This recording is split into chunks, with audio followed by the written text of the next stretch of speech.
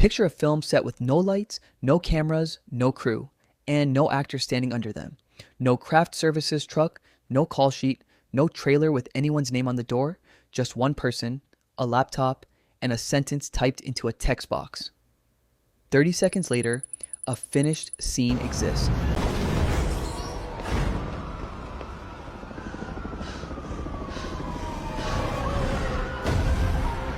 Lit, blocked, performed. Nobody was there to perform it. That's not a thought experiment anymore. That's roughly what a new AI model called Seedance 2.5 can already do. And the people paying closest attention to it right now aren't hobbyists. They're studio executives. Seedance 2.5 comes from ByteDance's Dubao team, the same company behind TikTok. On the surface, it sounds like a spec sheet. It can generate a full 30-second video in one continuous pass, up from around 15 seconds in the previous version. It can output in 4K. It can take in up to 50 different reference files at once, images, video clips, even audio, to guide exactly how a character looks, moves, and sounds. And the audio isn't bolted on afterward. It's generated alongside the visuals in the same pass, so voices, ambient sound, and motion are locked together from the start. None of that sounds dramatic until you translate it into what it actually means.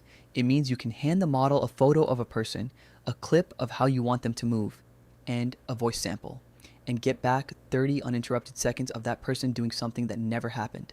A performance built without a performer. No casting call, no audition tape, no trailer on set, just a prompt, a few reference files, and a rendered scene that looks like it was shot on a real stage with a real crew standing just out of frame. Here's why that number, 30 seconds, matters more than it seems. Most short-form ads, most social clips, most product reveals, they live and die in that exact window. 30 seconds used to require a director, a camera operator, lighting, a location, and usually more than one take. And action! Action! 3, 2, 1, action! Action! Action! Now, it can require none of those things, and the model keeps the character's face, lighting, and motion consistent from the first frame to the last without stitching separate clips together. That consistency is the part filmmakers have struggled with for years. The flicker and drift that gave away every earlier attempt at synthetic video. It's starting to fall. So what happens to the people whose entire careers exist inside that gap? The gap between an idea and a finished scene?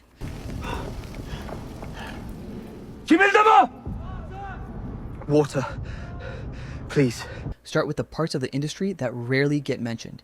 Background actors filling out a crowd scene, the visual effects teams who spend months removing wires and painting in skies, the location scouts who fly out to find the perfect abandoned warehouse, the budget lines for permits, sets, insurance, and travel. All of that exists because turning an idea into believable footage used to be expensive and slow. Just fucking say it! Don't you swear at me, you little shit! Don't you ever raise your voice at me! I am your mother! Do you understand? If a model can generate a believable crowd, a believable skyline, a believable performance in minutes, a huge amount of that cost structure doesn't just shrink, it starts to disappear. Advertising agencies are already among the first to test this because a 30-second commercial has always been judged purely on the finished frame, never on how it was made.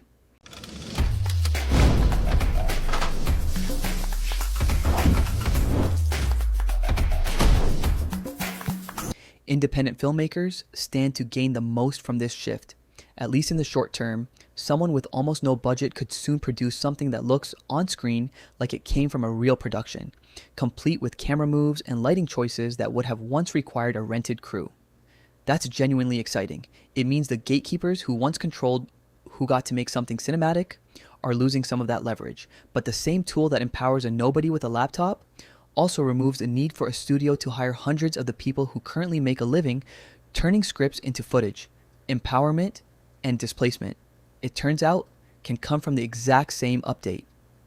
Now, for the harder question, the one nobody in Hollywood wants to say out loud on camera. If an AI system can generate a performer who looks convincing, sounds convincing, and moves convincingly, why would a studio always need to hire a real one? Not for every role, not tomorrow, but for background work, for reshoots, Launching in 3, 2, 1. for stunt-adjacent scenes, Beautiful. for advertising. The pressure to ask that question is only going to grow. This isn't a claim that actors are being replaced right now, and no one should treat it as settled fact. It's a serious possibility that more people in the industry are starting to take seriously behind closed doors, and that alone is worth sitting with. But before anyone writes Hollywood's obituary, there's a counter-argument that actually holds up. A generated performance can look right and still feel empty. Real actors bring something that's hard to specify and even harder to fake. Genuine surprise in the eyes during an unscripted moment. Real chemistry between two people who are actually reacting to each other in the same room. The specific weight of a human being who has lived a life and is putting a piece of it on screen. Audiences don't just watch faces. They attach to people, follow their careers, root for them across decades.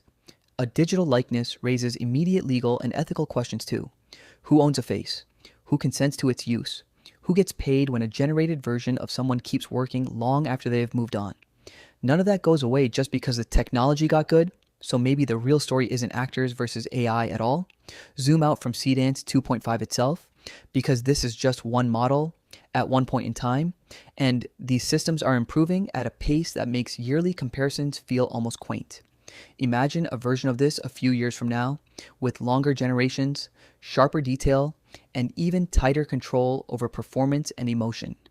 In that future, a single person with a strong idea and a laptop could plausibly assemble something that looks and sounds like it came out of a studio lot, complete with a score, a cast, and a finished color grade. Pretty good.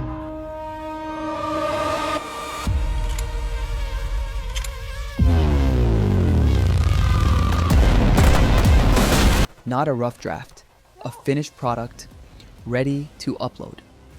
That's a shift worth paying attention to. Not a single company's tool, and not a simple story about robots taking jobs.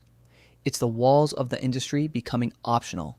For 100 years, making something that looked like a movie required a studio's money, a studio's equipment, and a studio's people, all in the same place at the same time. That wall is starting to develop cracks. And once a wall like that starts cracking, it rarely holds for long.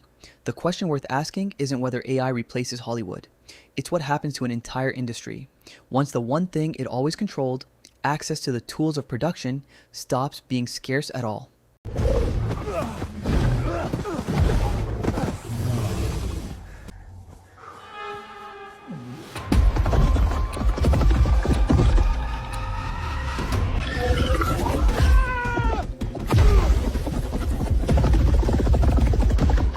If you enjoyed this video, subscribe to Future Decoded. The future is full of puzzles.